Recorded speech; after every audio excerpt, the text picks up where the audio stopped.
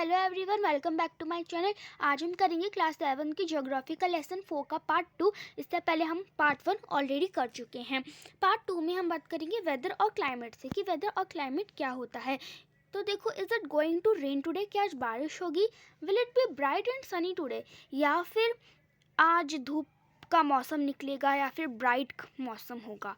सो देखिए, यहाँ पर पूरे पैराग्राफ में आपको क्या बता रखा है कि अगर आप न्यूज़ देखते हो तो वो आपको टेम्परेचर बताते हैं कि दिल्ली में आज इतना टेम्परेचर हो रहा है, मुंबई जयपुर में इतना टेम्परेचर होता है, कोलकाता में इतना टेम्परेचर होता है, एक्सेट्रा। तो आप कितनी बार सुनते हो। तो अगर हम अपनी बॉडी को एज अ रेडियो इमेजिन करें और अपने माइंड को as a speaker, so weather is something that fiddles with its control knobs. तो उसमें क्या बता रखा है कि वेदर ऐसा कुछ है जिसको हम कंट्रोल नहीं कर सकते, क्योंकि वेदर क्या है? वेदर इज़ दिस जो कि hour to hour day to day condition है एटमॉस्फेयर की। मतलब जो है वेदर है वो घंटे पे घंटे और दिन से दिन चेंज होता रहता है। अगर मान लो अभी जैसे कि अगर बारिश हो रही है तो 2 घंटे बाद धूप निकलेगी, फिर आधे घंटे बाद फिर धूप निकलेगी, फिर बारिश होगी, या फिर 2-3 घंटे बाद कुछ और हो जाएगा, फिर अगले दिन कुछ और वेदर फिनोमेना हो जाएगा। तो वेदर क्या है? ये घंटों से घंटे, दिन तो दिन से दिन चेंज होता रहता है। इसमें ये नहीं है कि पूरे साल यही होगा। इसमें ये वेदर है, ये कंट्रोल नहीं कर सकते हम इसको। ये घंटे टू घंटे, hour to hour, day to day change होता रहता है। एक हॉट और ह्यूमिड वेदर आपको इरिटेबल बनाएगा, जबकि एक प्लीजेंट और ब्रीजी वेदर शायद आपको चेयरफुल बनाए और बाहर जाने का प्लान बनाए। Weather can change dramatically from day to day. Weather क्या है? डे टू डे चेंज होता रहता है। लेकिन वहीं पे अगर हम क्लाइमेट की बात करें, so the average weather condition of a place for a longer period of time represents the climate of a place. तो क्लाइमेट क्या कहलाएगा? देख, एवरेज वेदर कंडीशन है प्लेस की, जो कि लॉन्गर पीरियड ऑफ टाइम को रिप्रेजेंट करती है, जे लाइक 20 to 25 ईयर्स तक। जैसे कि अगर मान लो दिल्ली का प्लेस ले लो, तो जो हमारी दिल्ली है उसमें पूरे साल है धूप निकलेगी। तो पूरे साल मतलब 20 to 25 ईयर्स, तो कितना लंबा पीरियड ऑफ टाइम है। तो वो किसको रिप्रेजेंट करेगा? वो क्लाइमेट को रिप्रेजेंट करेगा। तो आप कैसे कह सकते हो कि वेदर क्या है? Weather spans for a short period of time, जबकि क्लाइमेट क्या है? Climate spans for a longer period of time. So ये तो होगी वेदर और क्लाइमेट की बात। अब नेक्स्ट टॉपिक आता है हमारे टेम्परेचर की। टेम्परेचर क्या होता है? The temperature you feel every day is the temperature of the atmosphere. जो टेम्परेचर आप हमेशा फील करते हो वो किसका टेम्परेचर होता है? वो एटमॉस्फेयर का टेम्परेचर होता है। The degree of hotness and coldness of the air is known as temperature. तो जो एयर की डिग्री है, हॉटनेस और कोल्डनेस, वही क्या है? टेम्परेचर है। जैसे हॉटनेस और जो कोल्डनेस की डिग्री है वही क्या है?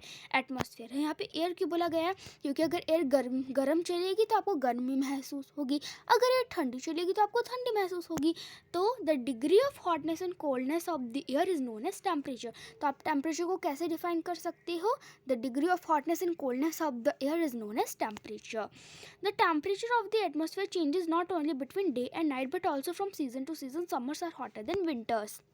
जो टेम्परेचर होता है एटमॉस्फेयर का, वो दिन और रात के बीच में ही चेंज नहीं होता। जैसे कि मान लो अगर दिन में 25 डिग्री सेल्सियस टेम्परेचर हो रहा है और रात में सपोज कर लो 15 डिग्री सेल्सियस हो रहा है, सो ये दिन और रात में ही टेम्परेचर चेंज नहीं होता, जबकि सीज़न टू सीज़न भी चेंज होता है। जैसे कि आप देखते हो कि समर जो है वो विंटर से हॉट होते हैं। ऐसा तो नहीं है ना कि समर भी हॉट होता है विंटर भी हॉट होती है, ऐसा नहीं है। समर गर्म होते हैं और जबकि विंटर्स क्या है? ठंडे होते हैं। सो आप देख रहे हो कि टेम्परेचर दिन और रात में भी तो चेंज हो रहा है, लेकिन उसके साथ साथ सीज़न टू सीज़न भी आपका टेम्परेचर चेंज होता है। An important factor that influences the distribution of temperature is insolation. एक जो इम्पॉर्टेंट फैक्टर है जो कि किसको इन्फ्लुएंस करता है, किसको प्रभावित करता है डिस्ट्रीब्यूशन ऑफ टेम्परेचर को, वो है इंसोलेशन। इंसोलेशन क्या है? Insolation is the incoming solar energy intercepted by the अर्थ। ये एक इनकमिंग सोलर एनर्जी है जो कि इंटरसेप्टेड हो जाती है अर्थ के द्वारा। इंसोलेशन को मैं अगर सिंपल डिफाइन में बताऊं कि जो सूर्य की रोशनी है, या मैं कह सकती हूँ जो सन की रेज, जितनी भी सन की रेज अर्थ पे पड़ती है वो इंसोलेशन है। सपोज अगर ये मेरा सन है और ये मेरी अर्थ है, तो सन के ऊपर तो सन की रेज तो जितनी भी सन की रेज अर्थ के ऊपर पड़ेगी वही क्या होगी, वही इंसोलेशन होगी। सो इंसोलेशन क्या है, इनकमिंग सोलर एनर्जी है intercepted by the earth. The amount of insolation decreases from the equator towards the poles. जो इंसोलेशन, जो अमाउंट है इंसोलेशन का, वो कैसे, कहाँ से डिक्रीज होता है, इक्वेटर से पोल्स तक।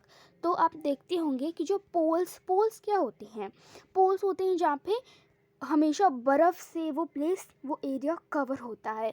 तो जो अमाउंट है इंसोलेशन का वो कहाँ से डिक्रीज होता है, इक्वेटर से पोल तक डिक्रीज होता है।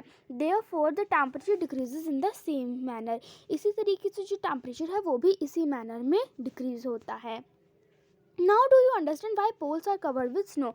अब तो आप समझ ही गए होंगे कि क्यों पोल्स स्नो से कवर्ड हमेशा रहते हैं, क्यों होते हैं, क्योंकि जो इंसोलेशन की अमाउंट है वो पोल्स पे जाते जाते डिक्रीज हो जाती है। जैसे कि मैंने क्या बोला, इंसोलेशन क्या है, सूर्य की किरणें जो अर्थ पे पड़ती है।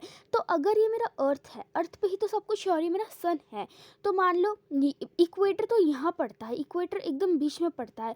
पोल्स देखोगे यहाँ पे आपको फ्रीजेड जोन, हम 6th क्लास में पढ़कर आ चुके हैं, फ्रीजेड जोन। तो जो सन की रेज है वो इक्वेटर पे तो डायरेक्टली पड़ेगी, तो सन की रेज डायरेक्टली इक्वेटर पे देखो पड़ रही है। लेकिन अगर आप इसकी बात करोगे ये पोल्स पे, तो इतनी सन की रेज नहीं पड़ रही है, इसलिए जो है पोल्स हमेशा बर्फ़ से कवर्ड रहते हैं। अब है, if the earth's temperature rises to high it would become too warm for some crops to grow. अगर जो अर्थ का टेम्परेचर वो बहुत ही हाई हो जाए तो it would become too warm for some crops to grow, तो कुछ क्रॉप्स के लिए बहुत ही गर्म हो जाएगा उनको ग्रो होने के लिए। Temperature in cities is much higher than that of villages. अच्छा, अगर मैं आपसे पूछूं, एक जगह विलेज है, एक जगह सिटीज़ है, अगर मैं आपसे पूछूं कि इन दोनों में से कहाँ पर टेम्परेचर ज़्यादा होता है, कहाँ पर गर्मी ज़्यादा होती है। सो देखिए, इसका सिंपल मतलब है सिटीज़ में टेम्परेचर ज़्यादा होता है देन दैट ऑफ विलेज। क्यों टेम्परेचर जो होता है सिटीज़ में वो ज़्यादा होता है विलेजेस से, क्यों होता है, the concrete metals in buildings and the asphalt of roads gets heated up during the day, this heat is release during the night. अब देखते हैं कि शहरों में मेटल्स के घर बनाए जाते हैं, कंक्रीट मेटल्स के घर बनाए जाते हैं, रोड्स होते हैं, इतने मतलब इतनी सारी मेटल्स की चीज़ें होती हैं। तो क्या होता है, दिन के टाइम पे तो ना ये सारी जो मेटल्स की चीज़ें हैं ना ये अब्जॉर्ब हो जाती है, और जब रात होती है तो वही जो गर्मी अब्जॉर्ब हुई है वो उसे रिलीज़ कर देती है। इसलिए आप देखोगे कि सिटीज़ में जो है गर्मी ज़्यादा होती है। Also, the crowded high-rise buildings of the cities trap the warm air and thus raise the temperature। वहाँ की भीड़ की वजह से भी। वहीं पे अगर आप गाँव में देखोगे वहाँ पे मेटल्स के घर ज़्यादा नहीं बनाए जाते, वहाँ पे झोपड़ी की, मतलब ऐसी झोपड़ी टाइप की बनाई जाती है घास फूस से, तो उतनी आयरन की तो नहीं बना सकती, तो वहाँ पर जो है गर्मी कम होती है शहरों से। और मैंने रीज़न बता दिया है क्यों होती है वहाँ पर गर्मी ज़्यादा, क्योंकि जो कंक्रीट मेटल्स होते हैं वो एब्जॉर्ब कर लेती है और रात को छोड़ देती है। अब यहाँ पर एक इम्पॉर्टेंट ये बता रखा है कि थर्मामीटर क्या मेजर करता है, टेम्परेचर। बैरोमीटर मेजर करता है एटमॉस्फेरिक प्रेशर। रेन गॉज क्या मेजर करता है, अमाउंट ऑफ रेनफॉल की, कितनी रेनफॉल की अमाउंट है। विंड जो है कि किस दिशा में वो विंड की डायरेक्शन, जैसे अगर ये है, ये देखो नॉर्थ साउथ ईस्ट वेस्ट, तो ये बताएगी कि विंड की डायरेक्शन क्या है। सो ये होता है इंस्ट्रूमेंट विंड के लिए। सो ये हो गया हमारा टेम्परेचर का कि क्या होता है टेम्परेचर, इंसोलेशन क्या होता है, क्यों विलेजेस में कम गर्मी होती है, सिटीज़ में ज़्यादा गर्मी क्यों होती है। अब यहाँ पे डू यू नो बता रखा है कि the standard unit of measuring temperature is degree Celsius. जो स्टैंडर्ड यूनिट है टेम्परेचर का मेजर करने का वो है डिग्री सेल्सियस। और ये डिग्री सेल्सियस किसने इन्वेंट किया था, ये एंडर सेल्सियस ने इन्वेंट किया था। और सेल्सियस स्केल में वाटर फ्रीज होता है 0 डिग्री सेल्सियस पे और बॉयल होता है 100 डिग्री सेल्सियस पे। अगर आप पानी को फ्रीज़ करने के लिए रखते हैं तो वो तभी फ्रीज़ होगा जब उसमें 0 डिग्री तक का टेम्परेचर आएगा, और अगर आप पानी को बॉयल करते हो तो वो तभी बॉयल होगा जब उस पर 100 डिग्री सेल्सियस का क्या आएगा, टेम्परेचर आएगा। तो यहाँ पर हमने क्या बात कर ली कि किस तरीके से टेम्परेचर होता है। अब नेक्स्ट टॉपिक आता है एयर प्रेशर, कि एयर प्रेशर क्या होता है। So you will be surprised to know that the air above us pressures us with a great force on our bodies. तो आपको जान के हैरानी होगी कि जो एयर चलती है वो आपके ऊपर, आपकी बॉडी पर एक ग्रेट फोर्स लगाती है। However we don't even feel it, like क्योंकि हमें ना फील नहीं होती। आपने देखा है कि अगर आपके ऊपर एयर प्रेशर लगाती तो आप तो उड़ जाते, आपको फील क्यों नहीं होती। This is because the air presses us from all directions and our body exerts a counter pressure. क्योंकि जितनी प्रेशर एयर हमारी बॉडी पर एग्जर्ट कर रही है उसी तरीके से हमारी जो बॉडी है वो भी चारों तरफ से क्या एग्जर्ट कर रही है, वो भी एक काउंटर प्रेशर एग्जर्ट कर रही है। किस पर? एयर पे। इसलिए हमें फील नहीं होती। जैसे आप पन्नी को रख दो और हवा चलेगी तो वो पन्नी उसके साथ उड़ जाएगी, क्योंकि जो हवा है वो क्या कर रही है, पन्नी पर प्रेशर डाल रही है। और क्यों उड़ जाएगी पन्नी? क्योंकि पन्नी एग्जर्ट नहीं कर रही उसके ऊपर प्रेशर, सिर्फ एयर ही उसके ऊपर एग्जर्ट प्रेशर को एग्जर्ट कर रहा है, इसलिए वो पन्नी उड़ जाएगी। हम क्यों नहीं उड़ते? क्योंकि हमारी बॉडी भी क्या है, एक काउंटर प्रेशर एग्जर्ट करती है। किसके ऊपर? एयर के ऊपर। Air pressure is defined as the pressure exerted by the weight of air on the earth surface. Air pressure को आप कैसे डिफाइन कर सकते हो? एयर प्रेशर को आप ऐसे प्रेशर डिफाइन कर सकते हो कि जो एयर का वेट है वो एग्जर्ट हो रही है कहाँ पर? अर्थ सरफेस पे।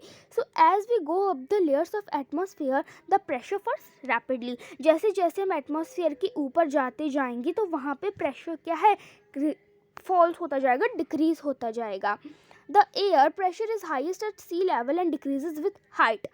देखिए, अगर आप एयर प्रेशर को मेजर करेंगे तो वो सी लेवल पे एयर प्रेशर हाईएस्ट होगा, जहाँ पे हम रहते हैं वहाँ पर हाईएस्ट होगा, मतलब वहाँ पे आपको ज़्यादा एयर प्रेशर लगेगी। जैसे जैसे आप ऊपर जाते जाओगे वहाँ पे एयर प्रेशर क्या है, कम होता जाएगा, डिक्रीज होता जाएगा। Horizontally the distribution of air pressure is influenced by temperature of the air eight given place. तो जो हॉरिजॉन्टल डिस्ट्रीब्यूशन होता है एयर प्रेशर का वो इन्फ्लुएंस होता है बाय टेम्परेचर ऑफ एयर उस गिवन प्लेस का। देखिए, हॉरिजॉन्टल, इसमें बहुत कंफ्यूज होते हैं बच्चे। ये इस तरीके की जो लाइन होती है ये होती है हॉरिजॉन्टल, और अगर मैं इस तरीके की लाइन की बात करूं तो ये लाइन होती है वर्टिकल। तो उसमें बहुत सारे बच्चे कंफ्यूज हो जाते हैं, तो आपको मैंने अभी बता दिया है। फिर आता है in areas where temperature is high the air gets heated and rises.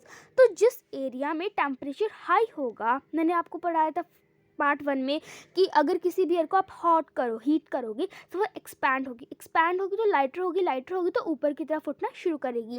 तो जिन एरियाज में टेम्परेचर हाई होता है तो वहाँ की एयर भी हीट होती है और ऊपर की तरफ उठना शुरू कर देती है। तो this creates a low pressure area. तो वहाँ पे लो प्रेशर एरिया क्रिएट हो जाता है। Low pressure is associated with cloudy skies and wet weather. Low pressure को कैसे एसोसिएट कर सकते हैं? वहाँ का वेदर कैसा होगा?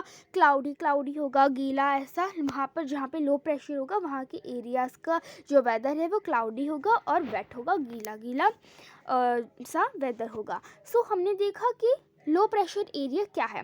तो जैसे अगर मान लो बहुत गर्मी है जिस एरिया में, तो वहाँ की जो एयर है वो गर्म होगी, हीट होगी और ऊपर की तरफ उठ जाएगी। तो अगर वो एयर ऊपर की तरफ एटमॉस्फेयर की तरफ मान लो उठना शुरू हो गई तो वहाँ पर क्या होगा, लो प्रेशर एरिया क्रिएट हो जाएगा। अगर हवा ऊपर की तरफ उठना शुरू कर देगी तो वहाँ पर क्या होगा, जहाँ पे लो प्रेशर होगा वहाँ पर वेट वेदर होगा और क्लाउडी स्काइज होगी। लेकिन इसी का अपोजिट है कि जिन एरियाज़ में लोअर टेम्परेचर होगा यानी कि ठंडी होगी और वहाँ की हवा भी गर्म नहीं होगी, तो एयर कोल्ड होगी, इसलिए वो सिंक डाउन हो जाएगी, तो इसलिए वो हैवी होगी। तो हैवी एयर क्या होती है, सिंक्स हो जाती है। और हैवी एयर क्या क्रिएट करती है, हाई प्रेशर एरिया क्रिएट करती है। High pressure is associated with clear and sunny skies. और जिन एरियाज में हाई प्रेशर होता है वहाँ पे क्लियर और सनी स्काइज का वेदर आपको देखने के लिए मिलता है। सो हमने क्या देखा, हमने देखा कि जो हमें एयर प्रेशर जो एयर हमें प्रेशर लगाती है वो हमें फील क्यों नहीं होता, बिकॉज हमारी बॉडी भी एक काउंटर प्रेशर एग्जर्ट कर रही है एयर के ऊपर। और हमने क्या देखा, जैसे जैसे हम ऊपर जाते जाएंगे वैसे वैसे जो एयर प्रेशर वो डिक्रीज होता जाएगा। और हाईएस्ट एयर प्रेशर कहाँ होता है, सी लेवल पे ही होता है। और लो प्रेशर एरिया पढ़ा कि लो प्रेशर एरिया कहाँ पर होता है, जहाँ का टेम्परेचर हाई होता है। और लो प्रेशर एरिया जहाँ पे होता है वहाँ पे क्लाउडी स्काइज और वेट वेदर देखने के लिए मिलता है। और जहाँ पे कम टेम्परेचर होगा वहाँ पर जो है हाई प्रेशर होगा, और हाई प्रेशर जहाँ होगा वहाँ पे क्लियर और सनी स्काइज होगी। और जो अब मैं बताने जा रही हूँ बहुत इंपॉर्टेंट है कि the air always move from high pressure areas to low pressure area. कि जो आपकी एयर है वो हमेशा high pressure area to low pressure area areas पे ही मूव करेगी। जैसे ये हाई प्रेशर एरिया है और ये लो प्रेशर एरिया है, तो आपकी एयर हाई प्रेशर एरिया से लो प्रेशर एरिया पे ही मूव करेगी। ऐसा नहीं है कि लो प्रेशर एरिया से हाई प्रेशर एरिया मूव करेगी, नहीं, हमेशा जो आपकी एयर होती है वो हाई प्रेशर एरिया से लो प्रेशर एरिया तक ही क्या करती है, मूव करती है। सो ये तो हमने देख लिया कि एयर प्रेशर क्या होता है। सो एयर प्रेशर देखने के लिए बाद एक इंटरेस्टिंग एक इन्फॉर्मेशन दे रखी है कि on the moon there is no air and hence no air pressure. जो जो जो मून है ना, वहाँ पर कोई भी एयर नहीं है और ना ही वहाँ पर ऑक्सीजन आपको मिलेगा, ना ही वहाँ पर कोई एयर प्रेशर है।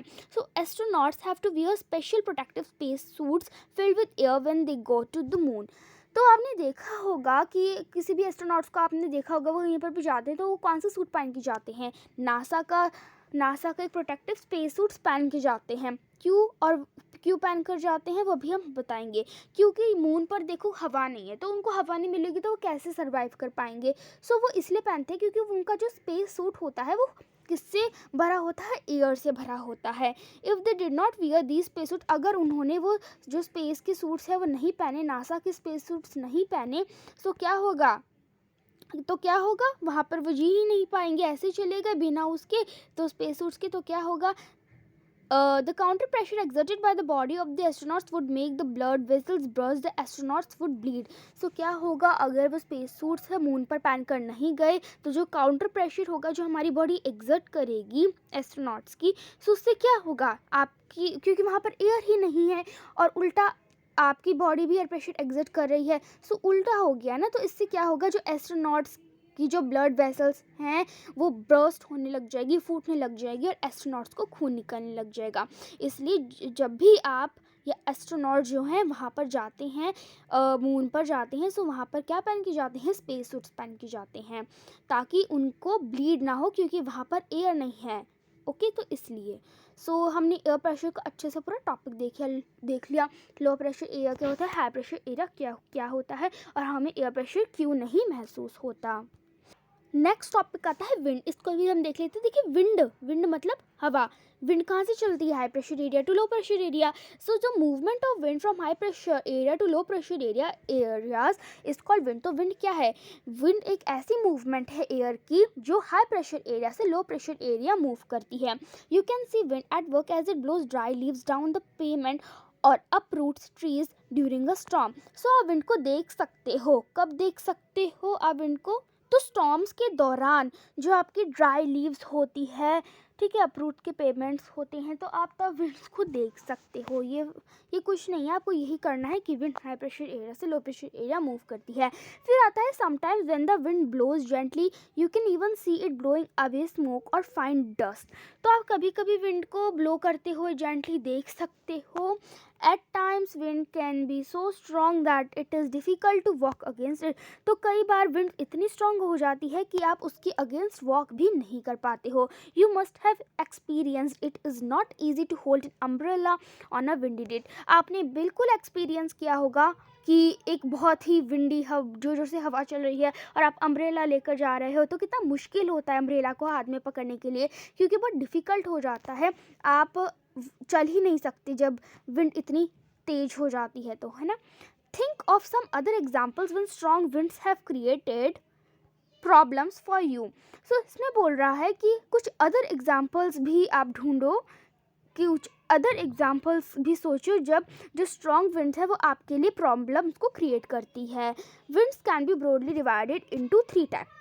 सो यहाँ पर कुछ नहीं बता रखा था, यहाँ पर आपको बस एक्सपीरियंस के लिए बता रखा था। यहाँ पर आपको क्या करना है कि विंड कैसे high pressure area to low pressure area move करती है, और आपको यहाँ पर क्या करना है, और यहाँ पे आपको कुछ नहीं करना। और यहाँ पे आपको इम्पॉर्टेंट है कि विंड को 3 टाइप्स में डिवाइड किया गया है, और वो 3 टाइप्स की विंड्स कौन कौन सी है, वो है permanent winds, seasonal winds and local winds. In winds के बारे में हम पढ़ेंगे। सो परमानेंट विंड्स क्या है, the trade winds, westerlies and easterlies. अच्छा, इसको पढ़ाने से पहले आपको ये जल्दी समझ में आ जाए, इससे पहले आप ये डू यू नो देखो। A wind is named after the direction from which it blows. Example, the wind blowing from the west is called westerly. तो जो wind का name है वो कब रखा गया? A wind is named दो डायरेक्शन के बाद रखा गया, जहाँ से वो ब्लो हो रही है, फ्रॉम विच इट ब्लोज.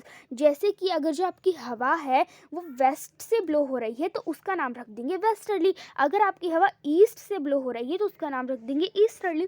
तो इसी तरीके से यहाँ पर आपको बोल रखा है कि जो ट्रेड विंड्स होती हैं, जो वेस्टर्लीज यानी जो हवा वेस्ट चल रही है, ईस्टर्ली जो हवा ईस्ट चल रही है, ये किसके एग्जाम्पल्स हैं? ये परमानेंट विंड्स के एग्जाम्पल है. तो परमानेंट विंड्स क्या होती है? These blow constantly through out the year in a particular direction. ये हर साल एक ही दिशा में ब्लो होती है, एक ही पर्टिकुलर डायरेक्शन में ब्लो होती है. ऐसा नहीं है कि इधर चली गई फिर दूसरे साल इधर चली गई, नहीं, वो एक ही साल मतलब एक ही डायरेक्शन में वो पूरे साल कॉन्स्टेंटली ब्लो करती रहती है. सेकेंड वन है सीजनल विंड. देखिए नाम से ही पता चल रहा है सीजन टू सीजन. ये विंड जो है अपनी डायरेक्शन चेंज करती है सीजन, डिफरेंट सीजन में.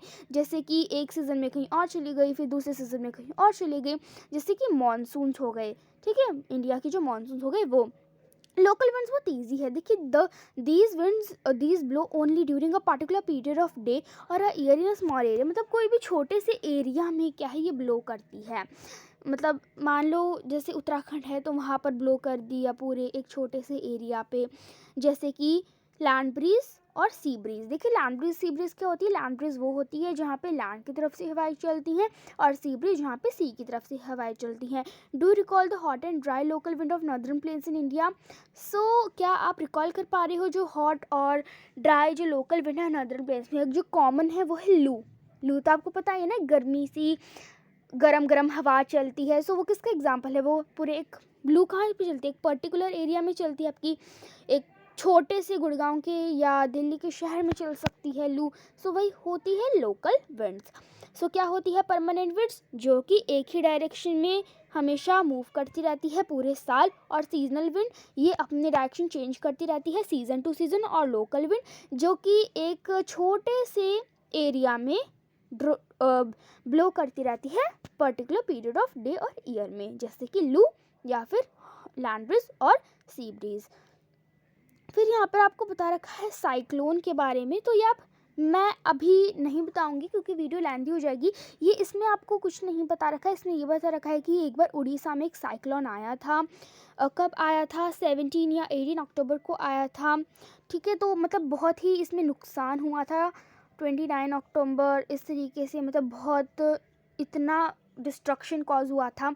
आप ये अपनी जनरल नॉलेज के लिए पढ़ सकते हैं, ठीक है. तो कितने अप टू विंड आई थी 260 किलोमीटर पर आवर से विंड आई थी. मतलब पूरे क्रॉप्स डैमेज हो गए थे और मतलब बहुत सारे डिस्ट्रक्शन हुआ था. तो ये आप अपनी जनरल नॉलेज के पढ़ सकते हैं कि उड़ीसा में एक बार बहुत तेज सा साइक्लोन आया था.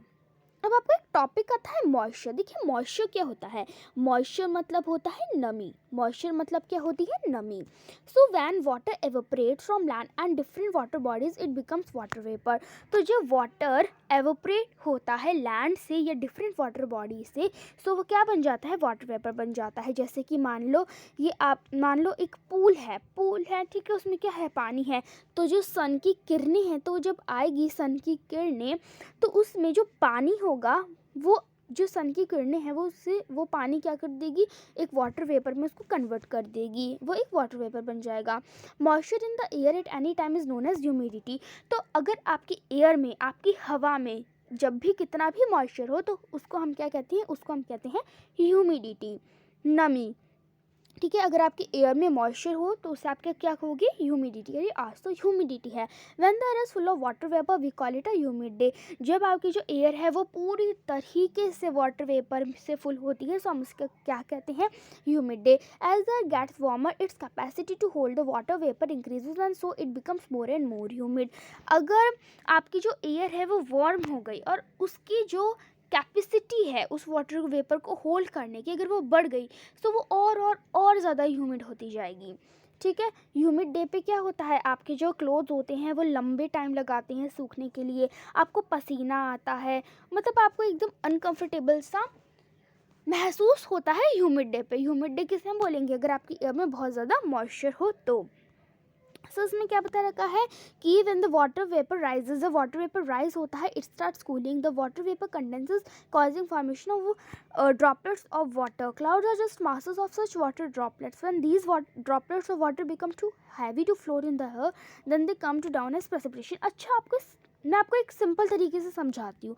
मान लो अगर ये आपका कोई ओशन है और यहाँ पे है एक सन, तो जो सन की किरणें हैं तो क्या करेगा, जो आपके पूल में या कोई भी आपकी वाटर बॉडी है जिसमें पानी है, वो पानी को एवोपरेट कर देगा और भाप बन जाएगी. और वो भाप कहाँ जाएगी, वो भाप चली जाएगी एटमॉस्फेयर में. कहाँ चली जाएगी, वो एटमॉस्फेयर में. तो अब आपके एयर में क्या है, अब आपके एयर में जो पानी वाटर वेपर में कन्वर्ट हुआ है वो है, आपके एयर में वाटर वेपर है.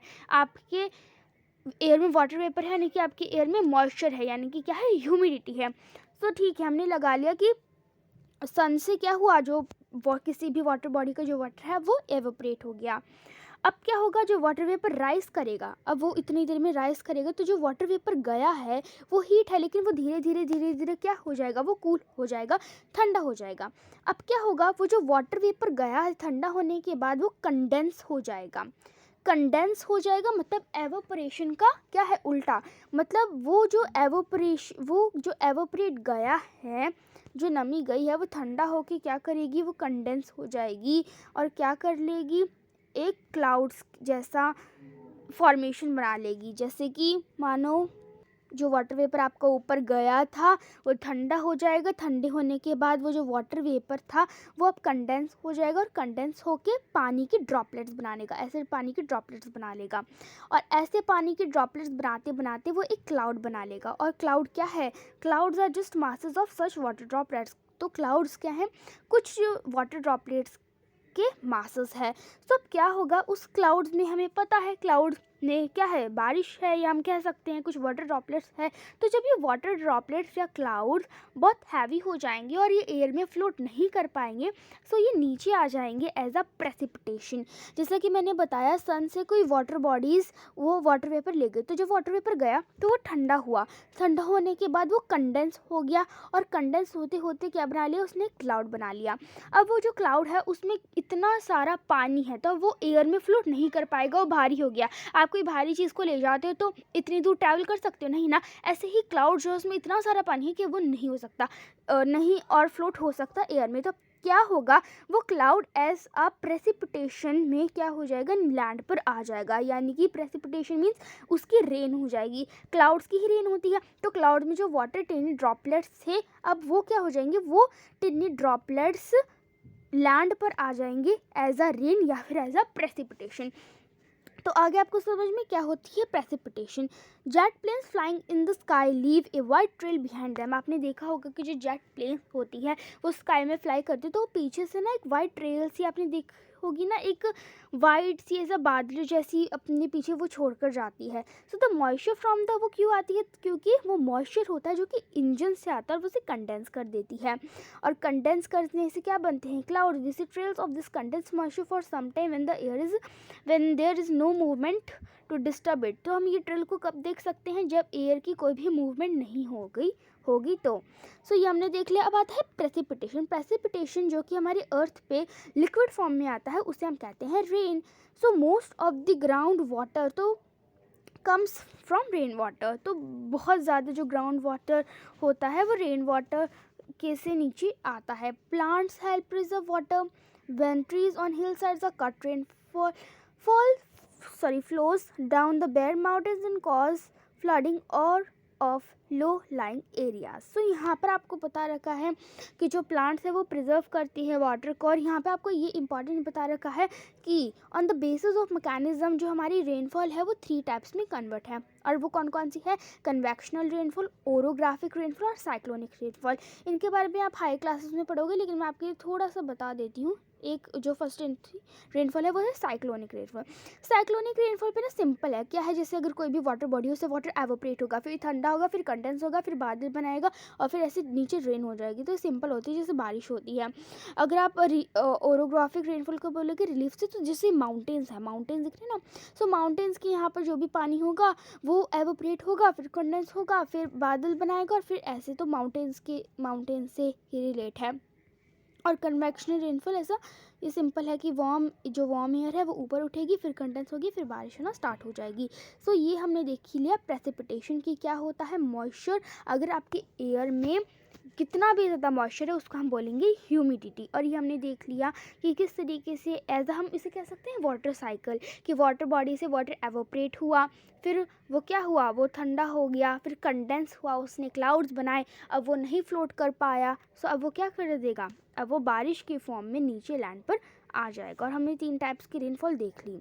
सो ऑलमोस्ट हमारा चैप्टर ख़त्म होता है। यहाँ पर बता रखा है कि rainfall is very important for the survival of plants and animals. Rainfall जो है बहुत इंपॉर्टेंट है प्लांट्स के सर्वाइवल के लिए और एनिमल्स के सर्वाइवल के लिए भी। It brings fresh water to the earth surface. ये अर्थ के सरफेस पे फ्रेश वाटर लाता है कौन, rain. If rainfall is less, अगर रेनफॉल कम होगी तो वाटर स्कार्सिटी होगी और ड्राउट भी पड़ सकता है। On the other hand if it is more flood takes place, मतलब और अगर ज़्यादा होगी तो फ्लड भी हो जाएगी। सो मतलब बारिश का है एक एडिक्वेट फॉर्म नहीं होनी चाहिए, मतलब पर्याप्त मात्रा में होनी चाहिए, ज़्यादा भी नहीं होनी चाहिए और कम भी नहीं होनी चाहिए, एक एवरेज फॉर्म में होनी चाहिए।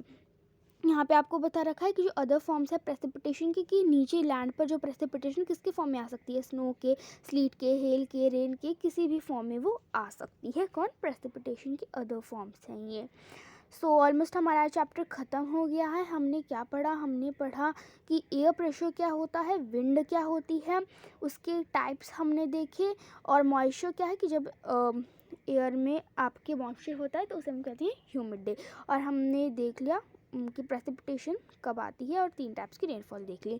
सो यहाँ पे हमारा वीडियो थोड़ा सा लंबा हो गया लेकिन कोई बात नहीं। तो अगर यहाँ पे हमारा वीडियो ख़त्म होता है, अगर अच्छा लगा तो लाइक करिए, चैनल को सब्सक्राइब करिए, अपने फ्रेंड्स के साथ भी शेयर करिए। Thank you.